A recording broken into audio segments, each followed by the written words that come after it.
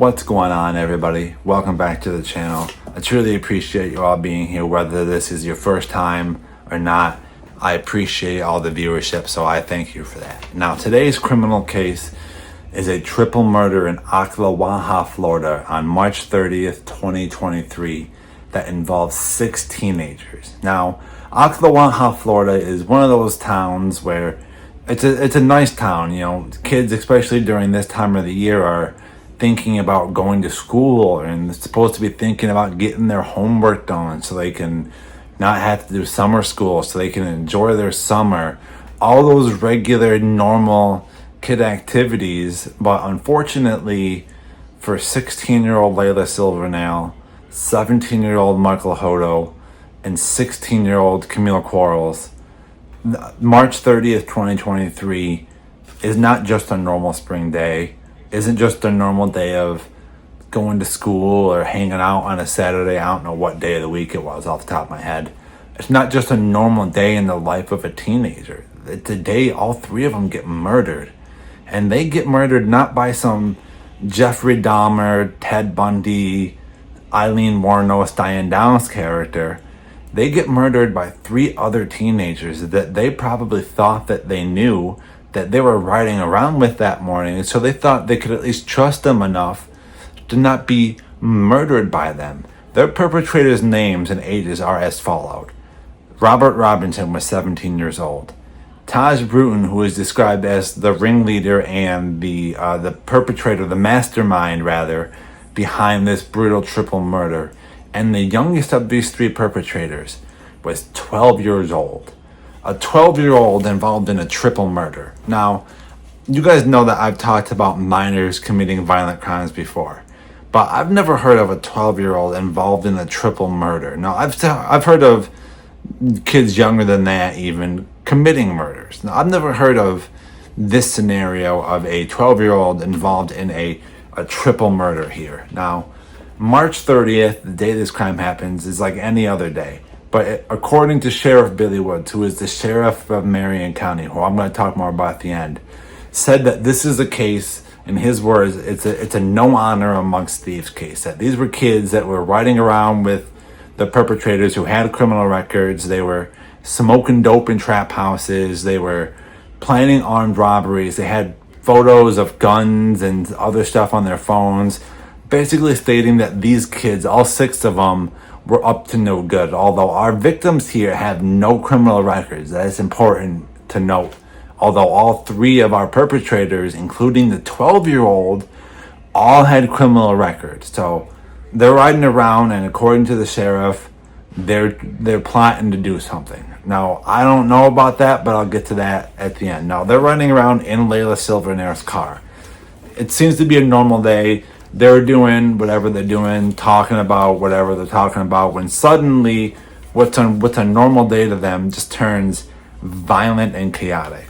These 3 perpetrators turn their guns on Layla Silvernail, her boyfriend Michael Hodo Jr., and Camille Quarles. Now, Michael's body, they end up just leaving after they shot him. They leave him. They left her body, Laura Silvernail's body as well. But she took a week to die. She died later in the hospital. But Camille's body, they put it in the trunk and they partially submerged the car. So Layla's car is in a body of water with Camille's body in the trunk. And Layla and Michael are just left out there to die. Now, I do have to commend the sheriff's department on this. They very quickly arrested these kids, although one of them took a little bit longer to arrest. And if you want a really in-depth description and video of the interrogation and all that, explore with us. This isn't, they're not paying me to say this at all. But they have a great breakdown of the interviews and the interrogations and stuff like that.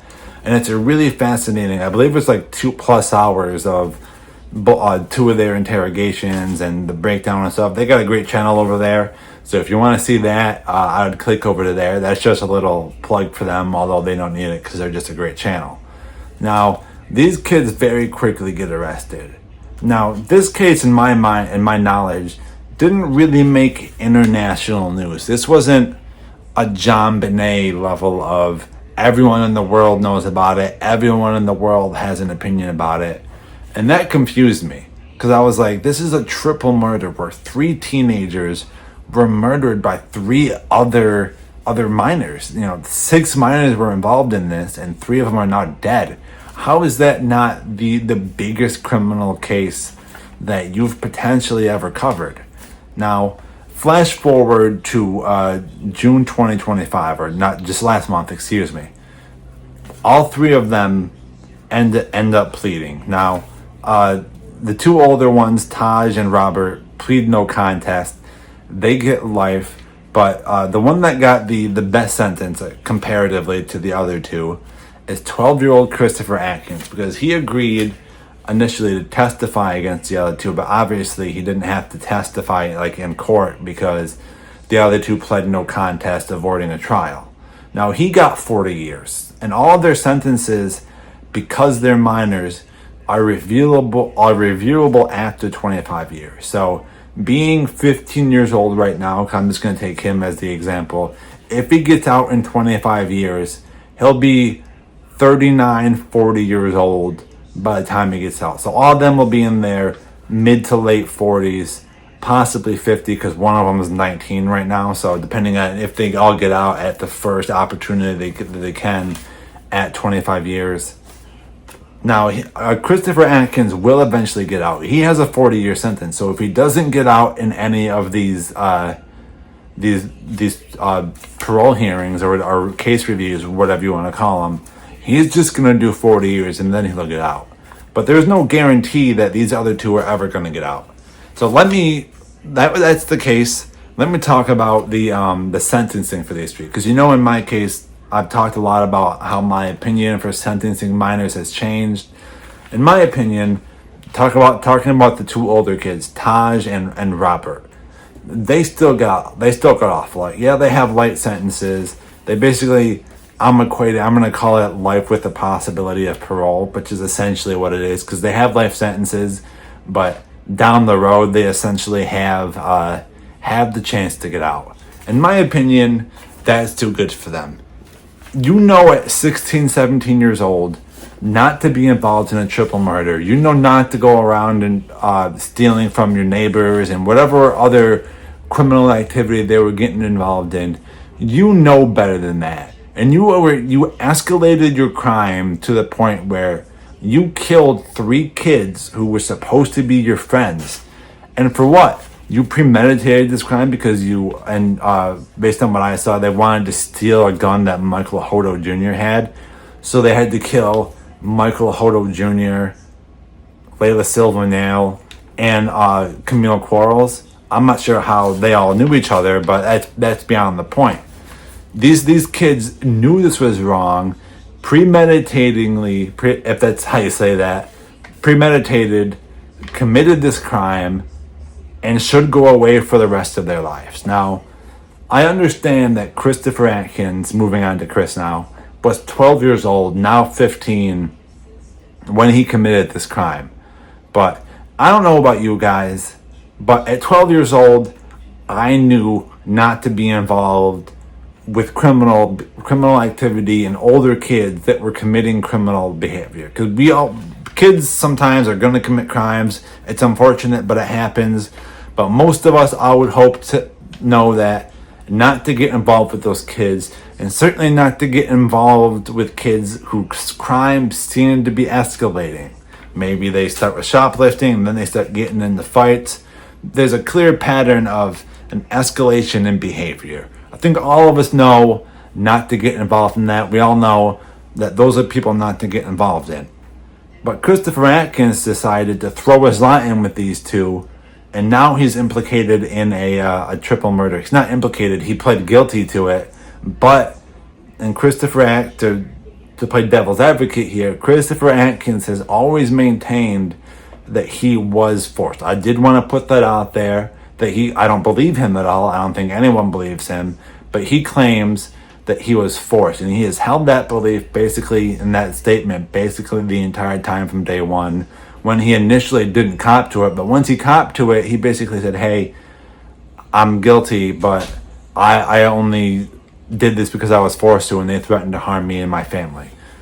Now, in my opinion, he is the only one of these three that has any possibility of rehabilitation. Now, the other two, you might say they have the possibility of rehabilitation, but in my opinion, they don't deserve it. They don't deserve to get rehabilitated. They don't deserve the chance to walk free.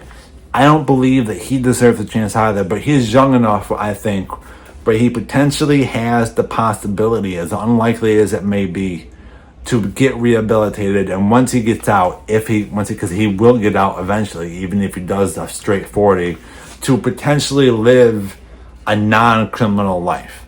Now, next thing I want to talk about here is these parents. How are you so bad of a parent that not only is your kid shoplifting, they're committing armed robberies, they're committing a triple murder? I mean, how bad of a mother or a father do you have to be to let your kids run the street and run the street so bad that they just keep committing crimes to the point where they do this? In my opinion, I know certain states have made moves for stuff like this, and I agree with this, that parents should be tried and convicted of the same crimes that their children do. So if I'm 15 years old and I go steal a car, my parents should be held accountable just like if it was them committing the crime, because it's not just your job to protect your children from the world, it's your job to raise good kids and protect the world from your children. So if your kids are committing bad things, it's your job as their parent to be like, no, this isn't the way we raise you, this isn't how we do things, this isn't what we do. We gave you a good name and you're going to lead a good life. Now, when you're an adult and you want to go commit crimes, you're an adult, go ahead. But while you live under my roof, you're still a minor, I still have power over you. You are going to be a good, productive member of society. What you do after you move out of my house is your prerogative. But when you live here, my house, my rules, you're going to be a productive member of society. So I have shame on all of the perpetrators' parents that allowed their kids to keep running the streets, and now 3 innocent kids are dead because they couldn't bother to be good enough parents. At least that's how I see it. Now, my heart breaks for these victims and their families, especially because Sheriff Billy Woods basically called these victims criminals or wannabe gangsters, and basically said that this was no honor amongst thieves. And I'm paraphrasing this next part. He didn't say this, but basically he seems to be suggesting that, hey, they had it coming, they were hanging out with criminals, they maybe wanted to be criminals themselves, is what he seems to be suggesting, that it's just what was going to happen eventually. Some of these kids were going to end up beefing with each other. But in one of the victim impact statements, I don't know if it was Michael's mother or his grandmother or some other female relative, she basically said, hey, Michael previously had beef with these kids, but because they were so dangerous, he felt like it was a safer option to be friends with them, which makes sense to me, because if you're like, hey, if I'm at least on their good side, they won't target me. Maybe they'll target my neighbors, maybe they'll target my friends, but if I'm on their good side, maybe they won't target me. Maybe I can at least keep me and my family safe if I get back on their good side, which is a horrible thing to have to contemplate, but it makes sense if you're at that point to have to contemplate that. So I don't like the fact that I have shame on Billy Woods for saying this, because he seemingly is suggesting that these victims brought it on themselves. And my heart breaks for these parents and the families and the friends and the loved ones of these innocent children, these innocent kids who had their whole lives ahead of them, whose lives were stolen from them. And there's nothing I can say to make them feel better. There's nothing I can say or do to bring their loved ones back. If I could, I would. But unfortunately, I can't do that. And I hope that they continue to heal and feel better and maybe, hopefully, live somewhat normal lives now after their loved ones have been stolen from them. Now, that's the end of the story. If you like this video, like it, comment on it what your thoughts in this case were. Do you think these were the appropriate sentences? Do you think they should have gotten harsher sentences? Let me know. Also, if you like this channel and you want to stay updated on everything I'm doing here, subscribe to it, hit the bell icon, and enable all notifications so you always stay uploaded updated, as to when I post more content. As always, put in the comments below what other cases do you want to see me cover. And until next time, guys, have fun and stay safe.